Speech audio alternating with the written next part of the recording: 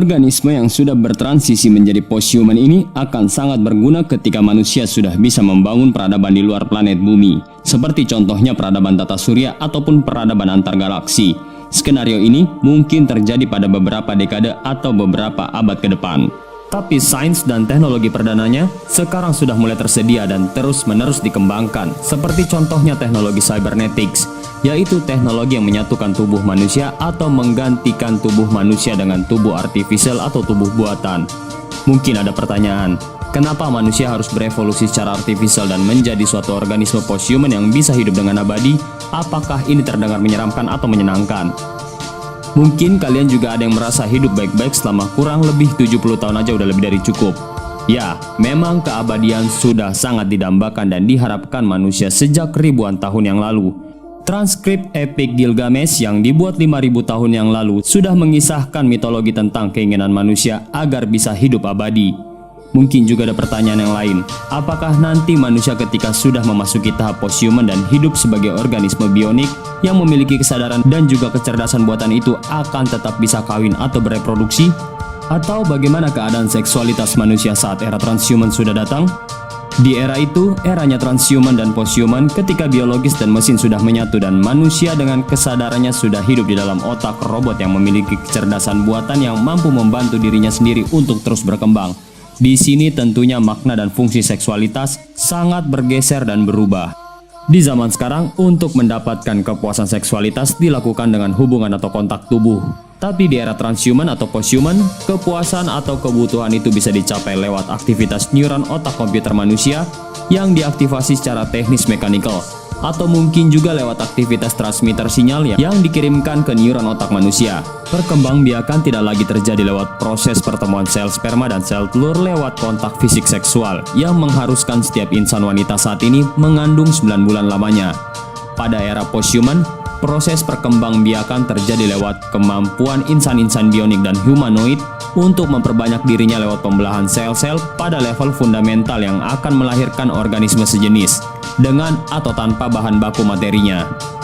Terkait dengan reproduksi dan perkembangbiakan organisme posthuman, tentunya juga didukung dengan kemampuan nanoteknologi yang sudah sangat maju, yang bisa mengaktifasi dirinya sendiri secara otomatis, yang sudah dipasang di dalam mekanisme vital di dalam tubuh organisme posthuman ini. Konsep teknologi ini dinamakan self-replicating machine atau kinetic self-replicating. Teknologi ini sedang dikembangkan dan diriset oleh NASA bertujuan untuk diimplementasikan di bulan atau di Mars. Studi landmark NASA ini dinamakan Advanced Automation for Space Mission agar mesin-mesin atau robot yang dikirimkan ke Mars atau ke bulan bisa mereplikasikan dirinya sendiri untuk membangun penunjang kehidupan manusia di sana.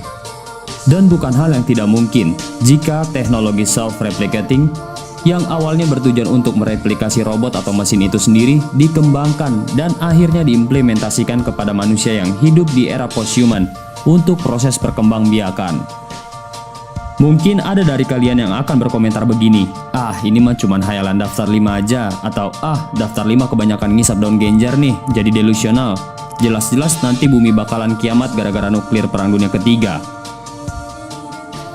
Dan ini jawaban dari daftar 5. Gambaran keadaan futuristik di atas sama sekali bukanlah hal baru. Meskipun semua gambaran-gambaran sains dan teknologi yang dijabarkan sebelumnya terlalu mutakhir, tapi kalian bisa cari dan baca jurnal-jurnal ilmiah online yang bertebaran di internet, atau reportase terpercaya majalah atau koran online internasional.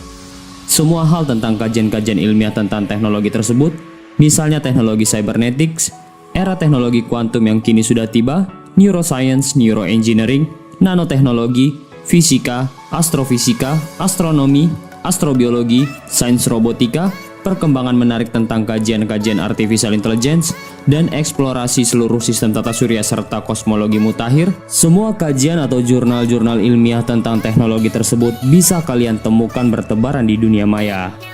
Dan teknologi brain machine interface adalah sarana paling mutakhir di zaman sekarang untuk meneropong otak sampai detil-detilnya. Teknologi ini adalah penemuan teknis yang sangat revolusioner, sama seperti dulu teropong bintang pertama kali ditemukan. Manusia memang sedang berlomba dengan waktu. Apakah seluruh Homo sapiens bakalan punah terlebih dahulu dikarenakan perang nuklir global yang membuat bumi jadi rusak dan tidak bisa lagi ditinggali dalam kurun waktu ratusan sampai ribuan tahun ke depan sebagai akibatnya? Ataukah Homo sapiens sudah terlebih dahulu bertransisi atau bertransformasi menjadi organisme posthuman dan sudah menyebar atau berkoloni di luar angkasa dan mendiami banyak planet lain? Jika hal ini terjadi lebih dulu Homo sapiens plus atau Homo sapiens yang sudah bertransisi menjadi organisme posthuman tentunya akan survive dan bertahan hidup abadi di alam jagat raya ini. Fisikawan terkenal Stephen Hawking sudah berulang kali memperingatkan dunia dan para saintis untuk makin mempercepat laju perkembangan sains dan teknologi yang akan memungkinkan manusia untuk menyebar dan berkoloni di ruang angkasa demi survive dan tidak punah.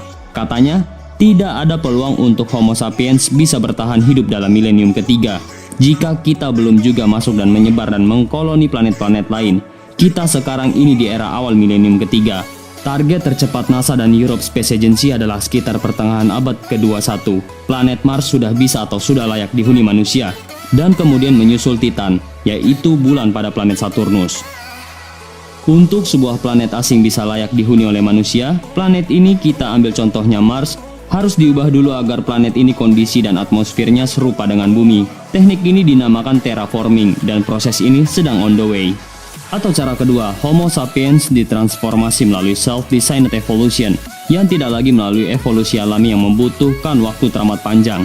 Dan self-designed evolution ini sekarang sudah dimungkinkan terhadap manusia lewat teknik DNA editing pada tahap janin.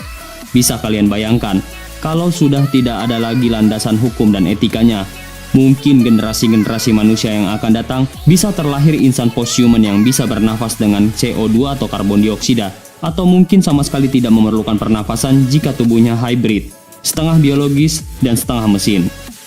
Yap, kita sekarang sedang berlomba dengan waktu. Entah nanti kita akan punah, atau kita akan abadi di alam jagat raya ini dalam era transhuman. Kita lihat saja, kalau umur panjang.